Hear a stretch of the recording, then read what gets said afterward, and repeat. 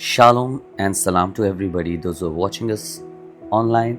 You are hearing the prayer and watching this God Ministries service.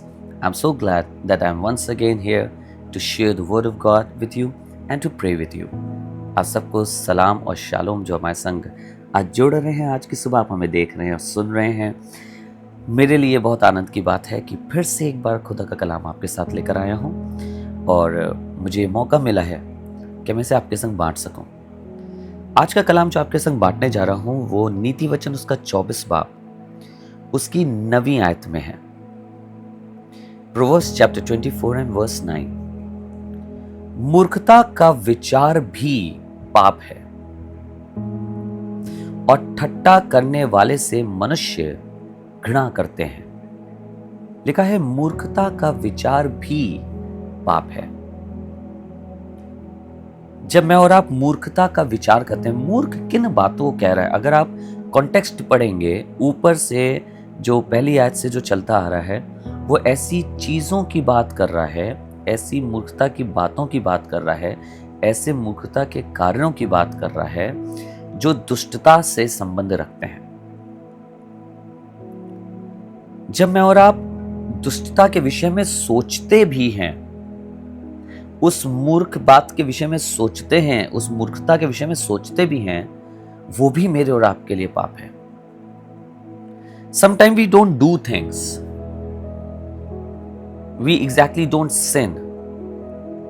But we think about that. The foolishness here, if you see the context that is coming from verse 1, the foolishness here is not following the will of God. The foolishness here is doing a mischief.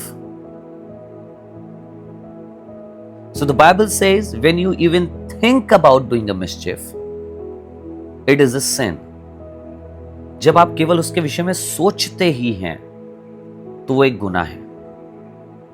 प्रभु यीशु मसीह के कलाम में भी ये बात लिखी हुई है कि जब हम मन में सोच ही लें तो वो उसमें भी व्यभिचार हो जाता है, क्योंकि हमने उसे अपने मन में सोच लिया है। हमारी निगाहें गंदी हो गई हैं, हमारी सोच गंदी हो गई है। ऐसी खुदावन का कलाम यहां बता रहा है मूर्खता का विचार भी पाप है, और आगे लिखा है और ठट्टा करने वाले से मनुष्य घृणा करते हैं। Do not think that people are going to praise you, because the Bible says and the scorner is an abomination to men. The thought of foolishness is sin and the scorner is an abomination to men. विचार करना ही पाप है और ठट्टा करने वाले से लोग खुश नहीं होते। आप ठट्टा करते हैं, कई बार और आप लोगों का ठट्टा उड़ाते हैं, कई बार खादिमों का ठट्टा उड़ा सकते हैं, कई बार सेवकों का, कई बार बहुत से लोगों का ठट्टा आप उड़ा सकते हैं, और आपने बहुत से लोगों को उड़ाते देखा होगा। पर ऐसे लोगों को लोग प्रसन्न नहीं करते क्योंकि वो लोगों को पसंद नहीं आते। ऐसे लोगों को लोग पसंद नहीं करते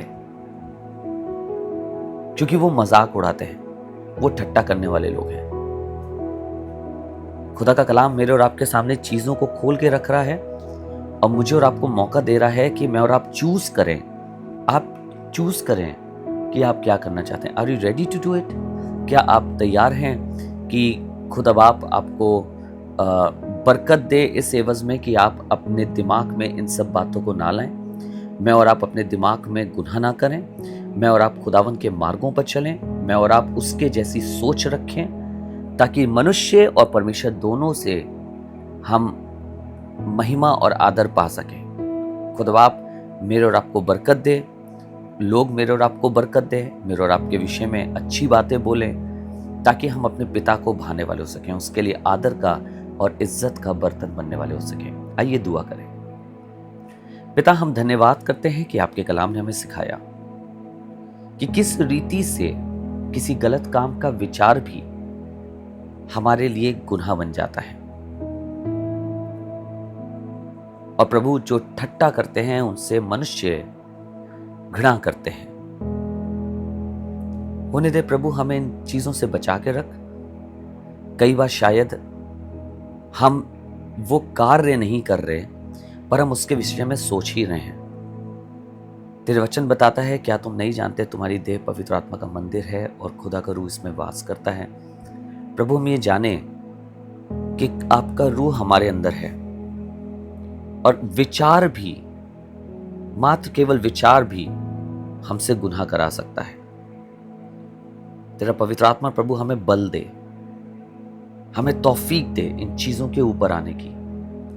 हम ऐसी बातों से दूर रहें ताकि हमारे जीवन आपके नाम की महिमा का कारण हो। प्रभु यीशु मसीह नासरी के नाम से मांगते हैं, आमीन, आमीन। God bless you. खुदा आपको बरकत दे। खुदा बाप आपके साथ रहे। God bless you all.